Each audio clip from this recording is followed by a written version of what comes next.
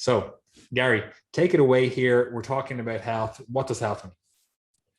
Yeah, so this is a subject of great debate, and it has been for many years, and for good reason, especially because if you look at, let's say, the last 100 years, I suppose, in particular, there's been rapid advances in medicine, in surgery, in healthcare more broadly, and in medical science in terms of our understanding of health and disease. And with that, it can often seem like we take the goalposts and kind of move them with us as to what we mean when we talk about health. And for that reason, you'll see, various companies that are, selling you blood tests, and, you hear about different markers for cancer, and you hear about changing your diet, and all of these different things that are very much at the forefront of the public mind, particularly those in the health space. And it can make you feel like trying to pursue health is actually something that's just an endless target, that it effectively doesn't exist. Because once you get one marker in check, then someone else says, okay, well, that health marker is in check, but what about, your serum calcium? And then what about your unionized calcium? And then what about your magnesium? And all these different things. And it can be an endless pursuit if you're looking at it at that level, because you can always go deeper. You can always go deeper beyond the level of the tissue, beyond the level of the cell, to subcellular and genetic markers and all this sort of stuff that can really complicate our understanding of what it means to be healthy. And in some cases, that additional understanding at the molecular level, for example, can be really useful. For example, if you've got colorectal cancer or breast cancer that has run in your family, and you've got specific tumor markers, for example, BRCA, that increases your risk of a certain type of cancer, then that is something that you wouldn't have been able to find out before, and it serves a very clear preventative role. And that's ultimately what healthcare tries to do, is to pinpoint these molecular targets that are maybe a bit more important, so that someone can get a piece of knowledge that is actually useful rather than just screening the whole thing. Okay. That was one of the things that kind of emerged in the early 2000s with the mapping the genome project, where it was kind of thought at the time that once we understand the genome, we'll have, solved all of the problems of health. We'll be able to target all these things. We'll understand all the mechanisms of disease, and we'll be done, and the same thing kind of happened with mapping the microbiome. And there's always another kind of level. You see it now with proteomics and other areas in medicine, and all that stuff is really, really valuable. But sometimes people can misinterpret the importance of that stuff by assuming that if we just get access to this information about all this molecular stuff, we can fix it all. Okay. So in this podcast, what I'd like you to do is to zoom out, and some of you might need to zoom in, but a lot of people need to zoom out and look at their lives as a whole and ask themselves, what are the different parts of one's life that contribute to health? And in terms of definitions of health, which is where we're starting, you may have heard of the World Health Organization's definition of health, which is a state of complete physical, mental, and social well-being, and not merely the absence of disease and infirmity. And there's a lot of stuff that's really useful in there. And I think this thing that probably stands out is that last part where they really emphasize, and not merely the absence of disease. That's an important point, because I guess some people do think of it simply as the absence of disease, and, oh, my blood pressure is fine, my cholesterol is fine, I'm a healthy guy, but you still might be suffering. You might be struggling in life. You mightn't have physical, mental, and social well-being. And that's why it's important to look beyond just the absence of disease. But even this definition runs into a lot of issues. And that is, just to interject there, like, one of the things is, like, again, like you said earlier on, like, if you look back through history, like, we basically only have medicine, like what we would consider medicine now, since the Victorian era, yeah, right? So we're talking the 1900s, where it's like, okay, we now have stuff that's really starting to look like modern medicine. Of course, they had surgery before that. And of course, they had different herbal remedies and different things. And, some of them became medicine as well. But if you're looking at health before, let's say, the turn of the century, not the last one, the previous one, in terms of, you're getting into 1900, right?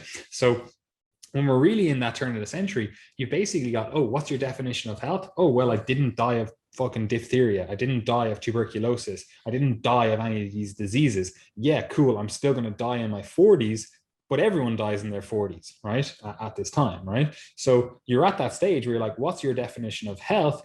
That's much different than our definition of health today, because we come from a different context, because we come from effectively a different culture. Like, the cultural revolution that has happened since then is often just like forgotten about. It's like, oh yeah, of course, like living into your 80s, that's the norm. When in reality, well, at least from the industrial revolution, potentially from the agricultural revolution onwards, like living into your 80s is not the norm. Right? If you look around the world, it's really not the norm for societies that aren't at the level that our kind of Western societies are at, right? So we have to look at that and go, okay, well, what's happening here? What has changed in our cultural lens in terms of how we view health? Because now, if I said, oh yeah, you're healthy if you didn't die of tuberculosis, or you didn't get some chronic pulmonary artery disease or fucking whatever, you're like, oh yeah, cool, you're healthy. Whereas you actually have psychological issues, you have, I don't know, any number of things, you're obese, you have whatever going on. You're like, okay, back in the day, you were healthy as a result of,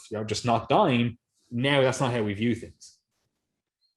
Yeah. And I think it's really interesting to question, in your own head, without being aware of the statistics, like, what do you feel are the biggest threats to health in the modern day? Because often you'll find that things can creep in that you mightn't have thought of ever before. Like, for example, one of the things that I think is actually a massive threat, and is something that I would think about but more than most other things related to health when I consider my definition of health, are things like, moral degradation, the loss of meaning, crisis of meaning, those types of things in the modern world, where you can see that in our Western developed societies, there's clearly been a loss of common shared understanding, common goals, and those types of things. And you see that in political division. You see it even around the family dinner table sometimes. An example of that would be, I'm sure you've seen people sharing stories of them like disowning family members, or being disowned by family members due to, I don't know, their political affiliation, or due to their vaccination status, or due to their perspectives on COVID, and so on.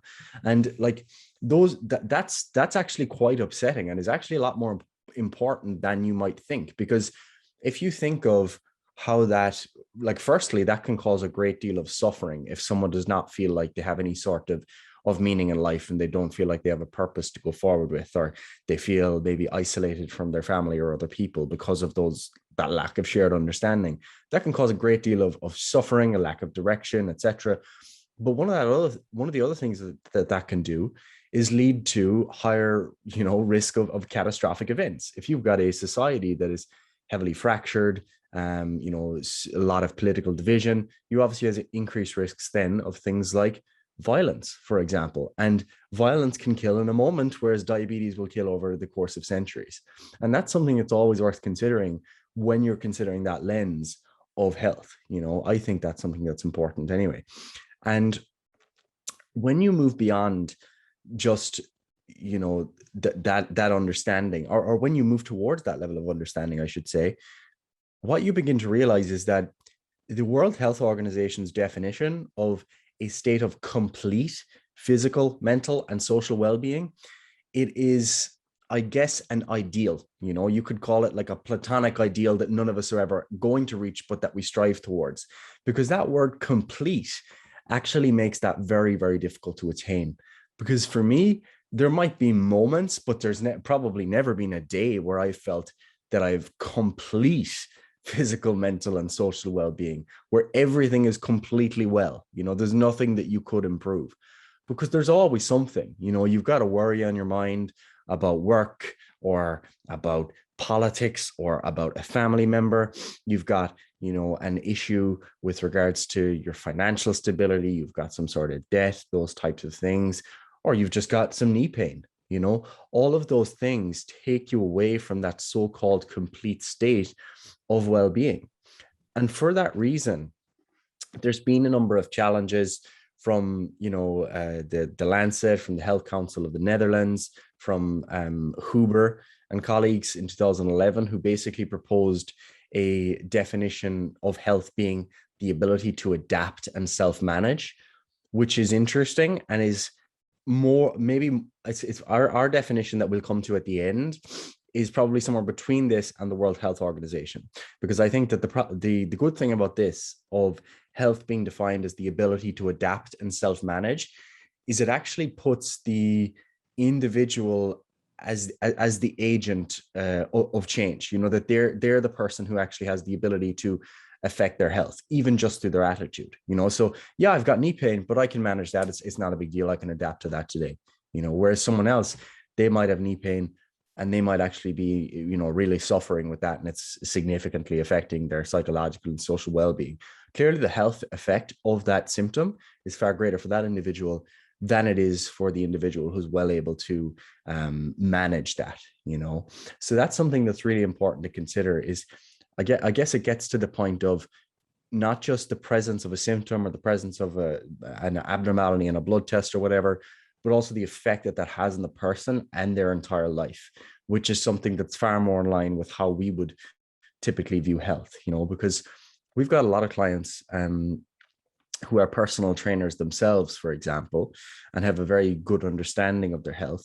And sometimes they'll come to us with very minor complaints saying, yeah, my shoulder was sore on the bench press this week, but I made a little tweak to my technique and I just didn't perform my last set and it's all good again. That person clearly adapted to that situation. They were resilient and they self-managed. That for me is what health is all about, so that for me, it makes that definition quite compelling. But we'll come back to our own definition later on. But yeah, do you have anything to add in there, Paddy? No, I think you kind of covered that nicely. It's a very hard discussion to have, because again, we're kind of asking to do the role or to do the job of a linguist, right? We're actually going like, okay, well, what does health mean? Like, we need to define it, right? But how do you actually define something that isn't definable? Because it is kind of at the essence of what it means to be human. Like, if you knew what it means to be a human, what it means to be a functional human, you kind of have everything figured out. And while, yeah, you can be like, okay, well, what it means to be a human is this part works and this part works and this part doesn't work, but that's not always the case. For example, like, if you think about just even the definition of life, you might go, okay, well, life is a clear definition. It's like, this is living and this is not. But then you come into these weird, like, subcategories where you're like, okay, this fits some of the criteria, right? But it doesn't fit all of the criteria. For example, you might be like, is a virus alive? Does it meet all of the criteria of what it means to be alive, right? Like, you might have a part of a criteria being like, oh, it's something that reproduces, right? And that might not be something that it does itself. Like, a virus might not reproduce itself. It might need other cells, like human cells, for example, to reproduce. But even if you use a definition of like, oh, it's able to reproduce, like, what if you have a sterile animal or a sterile human? Does that mean that they're no longer living? It's very hard to come up with these definitions and like to be really concrete in terms of what you actually mean when it is something that's, at the heart of what it means to be a human effectively, both life and health in this context.